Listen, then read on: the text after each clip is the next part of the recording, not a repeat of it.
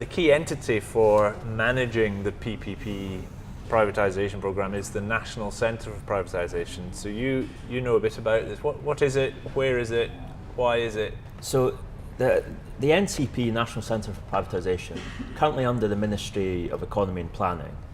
So it was sort of, the idea was sort of revealed last year, but it's just in the last couple of months it's come into effect and it's starting to have some legal powers. Still not been publicly announced, but that's been set up. It's in the same office as the Ministry of Economy and Planning. Its legal authority has not been publicly announced, no. Okay, so it's still a work in progress. Yeah, so this is from people I know in Saudi that have said it's up and running now. It's in the office, Ministry of Economy and Planning, so it'll sort of be overseeing the move towards PPP. And is its focus PPP, so that we sort of, or at least I tend to sort of lump it all together, privatisation, PPP, but they're actually quite different. One is about procuring projects and one is about taking public assets and getting the private sector to run them.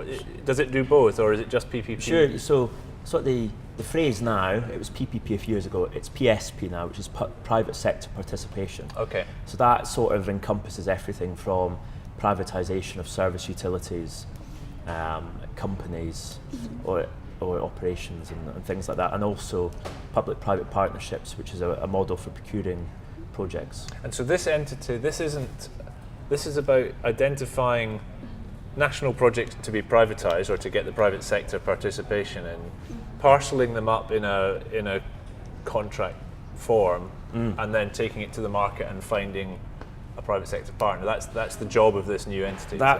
That's what we presume it will do. I mean, we won't know until it's making official announcents. But it's not. Is it a regulator as well? Do you know? I think it's going to oversee privatisation in the kingdom, and it'll help with the legislative and regulatory framework. Right.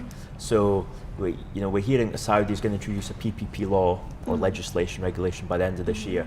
So it'll play an instrumental role in that. Okay. And also probably assist with coordination. Because I mean, a big part. So is it basically going to be full of lawyers? That it's lawyers who are experts in drafting contracts and developing new laws? There'll be lawyers, and there'll be finance people. Technical advice, technical experts. And technical experts as well. I mean, a key part of it will be ensuring that the clients and the ministries are set up for PPPs.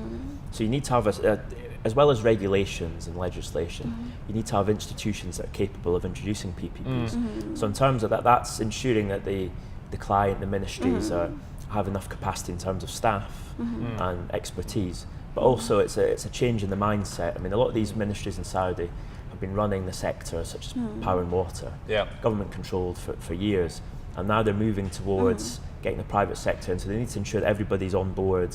And this sort of. So does that mean? So you've mentioned the capacity building side, so skills and all of that. You now mentioned this kind of awareness or educational side of it. So they will be running sort of government seminars, will they, within all the ministries and training people about what it means? Yeah, sure. So I think that'll be a key role, is ensuring that, as well as enticing the private sector to the kingdom and ensuring that there's a robust legal framework or regulatory framework there. Also ensuring that the clients know what they're doing as well, know how to best use PPP themselves, know what to use it for which projects and initiatives, and then ensuring that they're capable of handling it.